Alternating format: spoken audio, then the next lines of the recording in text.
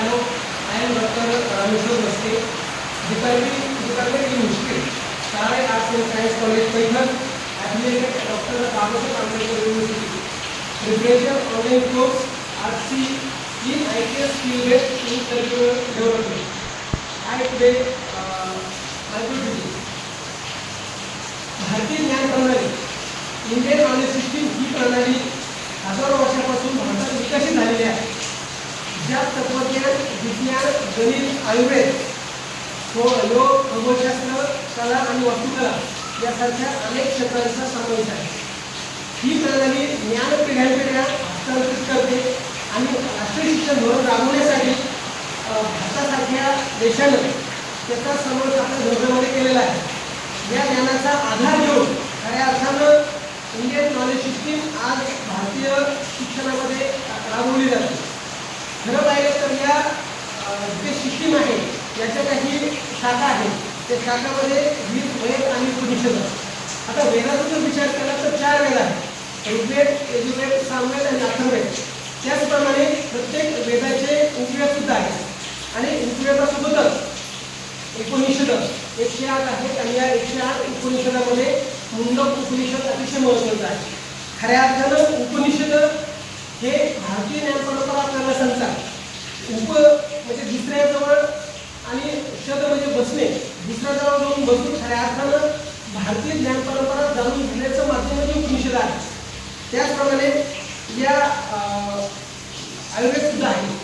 हे एक पारंपरिक औषध प्रणाली आहे आणि आयुर्वेदाचा जर विचार केला तर खऱ्या अर्थानं भारतामध्ये त्याला खूप महत्त्वाचं स्थान आहे. अगदी चरक सुसंहिता असेल किंवा अनेक महत्त्वाच्या बाबी या आपल्याला आयुर्वेदामध्ये लक्षामध्ये येतात. आणि खऱ्या अर्थानं प्राचीन भारताचा जर विचार केला तर ऑपरेशन कशा पद्धतीने होते किंवा शल्यचिकित्सा म्हणजे काय याचं उत्तम उदाहरण म्हणजे भारतातील आयुर्वेद प्रणाली आहे.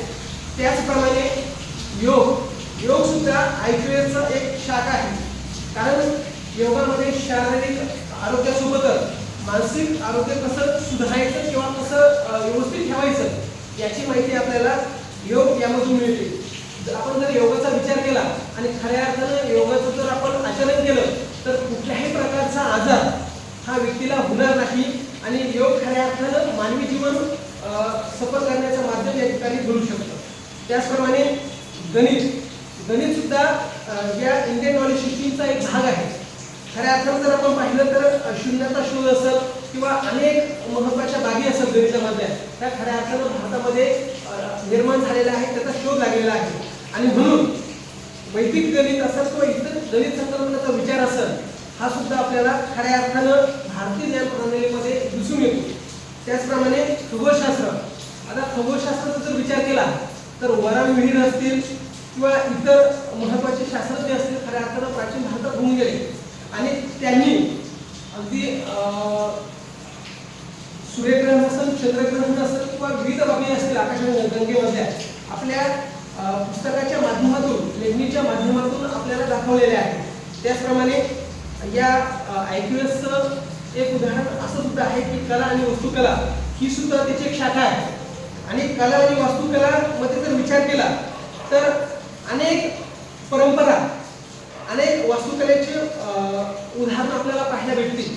उदाहरण सांगायचं ठरलं तर हडप्पामधील वास्तुकला असेल किंवा इतर जे काही प्राचीन भारतीय परंपरेमध्ये राजे होऊन गेले, सातवाहन असतील, वाकाटक असतील, राष्ट्रकूट असतील, चोल असेल, चालुक्य असेल, या सर्व राजा महाराजांचा जर विचार केला तर त्यांच्या कालखंडामध्ये कशाप्रमाणे वास्तुकला अस्तित्वात होती आपल्याला दिसून येईल.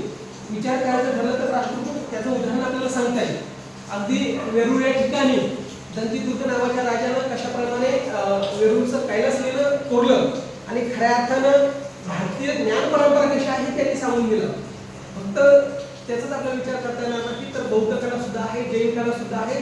अशा अनेक वास्तुकला भारतामध्ये निर्माण झालेल्या आहेत आणि आपल्याला खऱ्या अर्थानं ते या वास्तुकलेचं उदाहरण आपल्याला या ठिकाणी सांगतात. त्याचप्रमाणे अनेक मौखिक साधनं आणि हस्तलिखित हे सुद्धा भारतीय ज्ञान प्रणालीचे शाखा आहेत असं आपल्याला म्हणता येईल. अगदी उदाहरण जर सांगायचं ठरलं तर अनेक शिलालेख सुद्धा या ठिकाणी आपल्याला त्याचा अभ्यास करता येईल. बौद्ध शिलालेख आहे, जैन शिलालेख आहे किंवा नाशिक सारख्या ठिकाणी कार्ले शिलालेख आहे. या सर्वांमधून आपल्याला उत्तम माहिती त्या ठिकाणी मिळते. त्याच पद्धतीनं विचार करायचा ठरला तर गुरुकुल पद्धत सुद्धा आपल्याला प्राचीन भारतीय परंपरेमध्ये अस्तित्वात असलेली दिसून येते.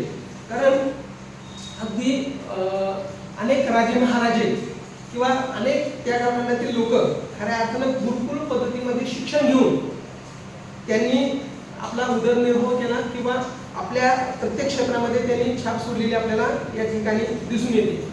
आणि एकंदर जर विचार करायचा ठरला तर राष्ट्रीय शैक्षणिक धोरण जे आहे या धोरणामध्ये आपल्याला या भारतीय ज्ञान प्रणालीच्या जे काही समृद्ध वारसा आहे भारताचा त्याचा आधार घेऊनच खऱ्या अर्थानं ही प्रणाली या ठिकाणी आपल्याला राबवता येईल. म्हणजे जी काही NEP आहे नॅशनल एज्युकेशन धोरण ही आपल्याला या ठिकाणी राबवता येईल.